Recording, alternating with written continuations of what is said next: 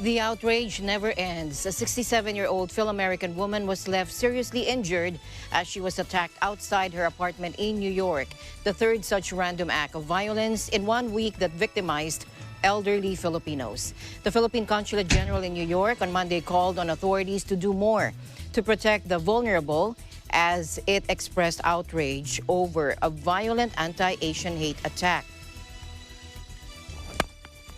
that left a 67-year-old Filipino woman seriously injured. The latest incident took place on Friday evening and came a few days after the consulate reminded members of the Filipino community to be vigilant and to take precautions following two shoving incidents in Queens that left two elderly Filipino women injured. According to the consulate, the victim was entering her apartment building in Yonkers, New York, when she was attacked from behind by the suspect, who punched and stomped her more than 125 times.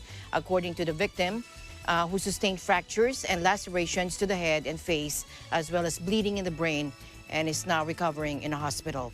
He also said the suspect, who had 14 previous arrests and multiple convictions, police said, was immediately arrested and charged him with attempted murder as a hate crime, as he was shouting anti-Asian slurs while he was beating up the victim.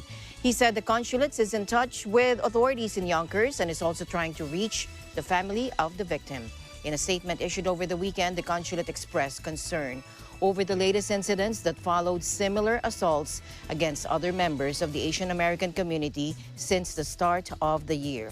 It also said the recent spate of attacks against Filipinos and other Asian Americans, whether triggered by racial bias or mental illness, is a serious concern that must be immediately addressed. The Yonkers incident brings to 3 the number of attacks involving members of the Filipino community in New York that have been reported to the consulate this year. There were 23 incidents reported to the consulate last year.